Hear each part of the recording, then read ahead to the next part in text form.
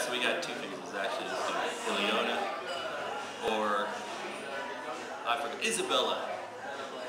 So, this is these are just photographs of people's faces. Anybody can do this and match that up into in Photoshop or any 2D paint tool.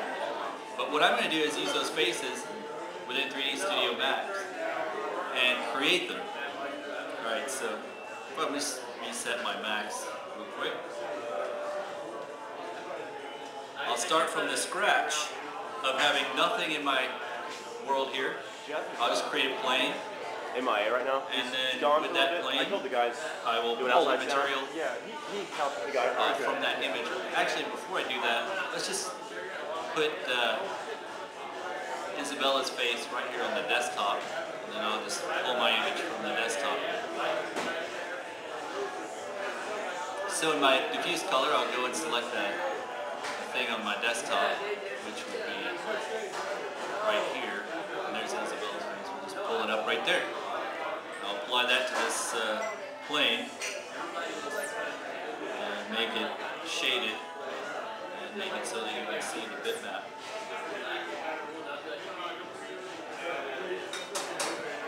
Okay, so hopefully on the screen my head doesn't block the view.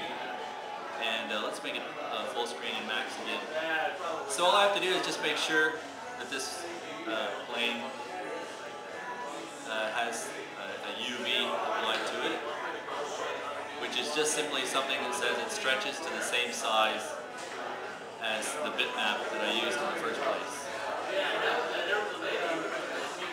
Isabella face. Alright, and that should be really all I need to do this. I don't know, maybe that's better. Alright, so what we're going to do is duplicate. Actually,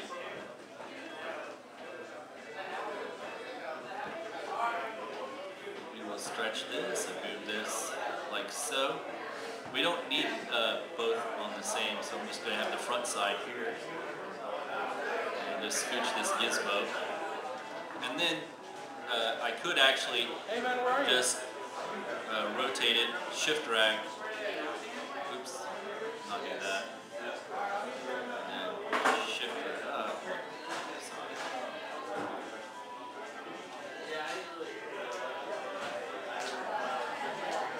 Make two of these.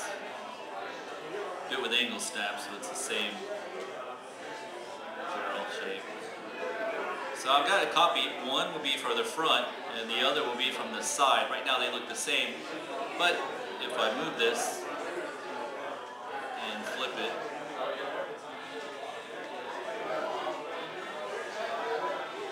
it's crazy to work at this resolution.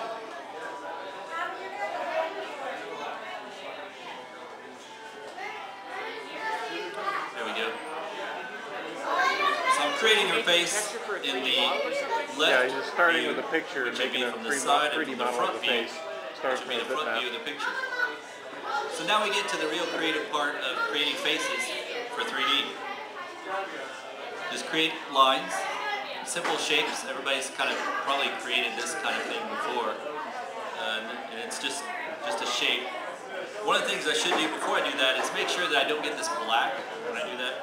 So I'm going to go to the materials and just make sure that my material is fully self-luminous, so that when I look at it from the front and I look at it from the side, everything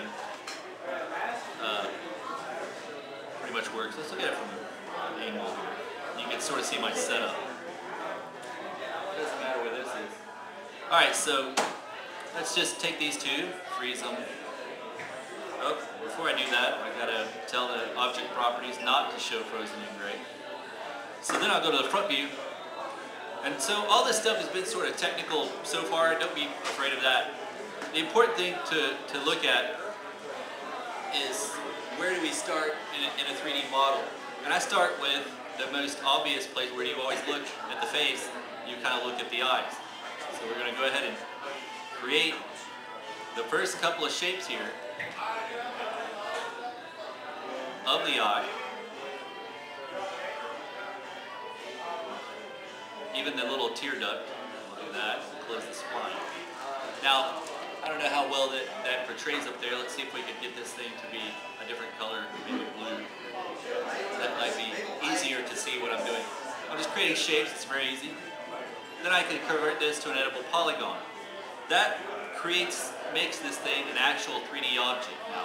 So what I'll do is I'll place this both, make sure it lines up in both the left view, which is right here, this is where her eye is. And if I look at the front view, her eye is right here, and was lined up perfect in the first place. The other thing that eyes do is they curve a little. So the eyelids curve around the shape of your face. And so let's go over here and do a little soft selection. And you turn on soft selection, you can kind of pull this back or rotate it. Let's rotate it. And that's the curvature of the eye right there. We might get these other pieces here and move those back. And maybe rotate as well, a little like that. Just something to get it started. Double check your work, make sure it lines up here. You can see that it's not quite lined up.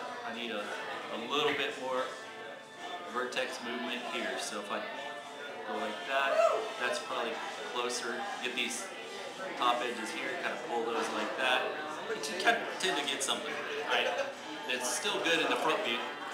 Then simply, this is the real magic of how you do 3D. You just simply shift drag, you will create everything that you need to create. I'm just going to shift drag, and with F4 you can see what I did maybe a little better. Let's undo that. Turn off soft selection. Do this again, shift dragging. And I'll create more of the shape of her head. So if I hit W and I move a few edges around, I'm hitting 2 for edge. I can then start to make the shape of the 3D object match the shape of the photo. So like she's got this eyebrow here, I can hit 1 to select the vertices and kind of round out. You're kind of looking for an aviator shades type of look for these first few edge loops. And that's what this process is called. So if I delete this polygon in the middle, you begin to see sort of a Batman effect or something, some kind of thing like that. Let's look at it in the left view. And she's got it working in both the front view and the left view. And so to create 3D models of a human being for video games, really nothing to it. We're just going to grab this edge right here and straighten that one. I noticed that one was kind of straight, kind of strange. And it's just a process of shift dragging. So if I go to this border again, and I want another edge set, it would be like so. If I can squish this in, look at it from the left view, we can see that that's way too far forward, and it may need to be rotated a little. Let's look at it from the front view again, and see if we can straighten that out. Oh, and then these pieces all need to come forward, so let's go ahead and do that now. This stuff would be more like the nose, which comes out rather than going in. It was just that I didn't quite have that set up yet. So if I scale this in, rotate it a little, kind of fix it up, that's where the nose would be. This is where the shapes of the eye would be. Let's go ahead and make this not quite all the way there. And what I'm going to do is make one edge that sort of bridges the nose, right? And then later on, this piece will go walking down the shape of the nose, right? So it's going down, comes this little part here and goes down there, and goes like that. So from the front view, you can see that's the part of her nose. Like this part might come around like this, scale in some like so, and then go around to the back. And of course, you have to always check your work and look in the different views.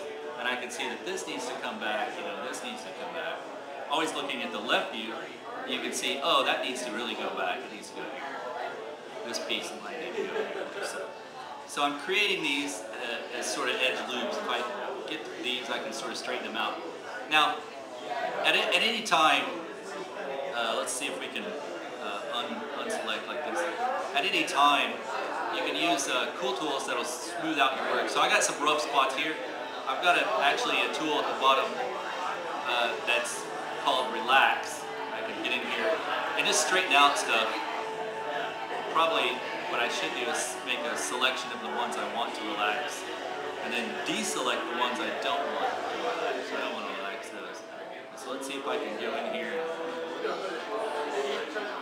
select differently. Make sure my phone doesn't come on. Oh. Let's see if I get this relax here.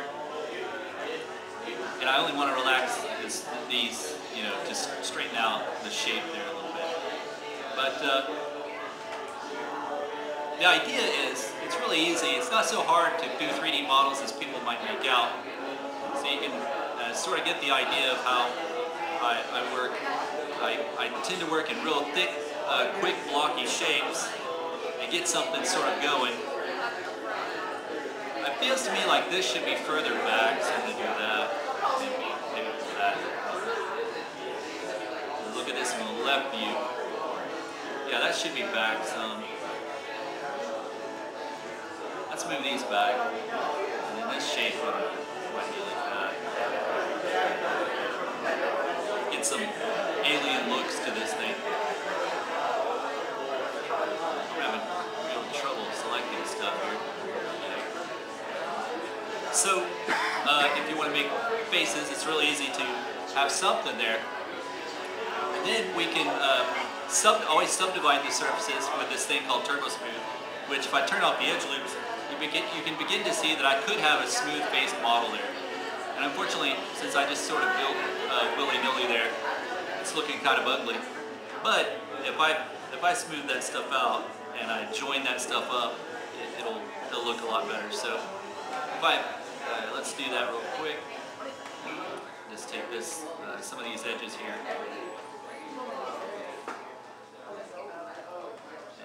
or some of these. Actually, let's just see. See where we're at.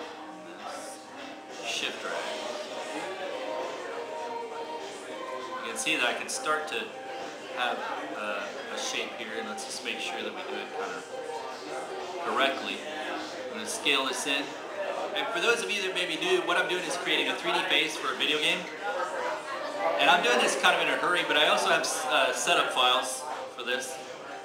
And I teach this as a class at several schools, one of them being ACC, one of them being Gemini School in Cedar Park, and then I also just kind of teach people at my studio.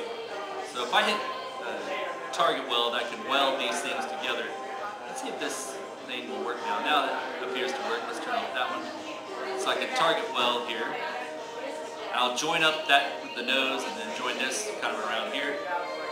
And then on my phone it's not going. I'm going to turn it back down to off because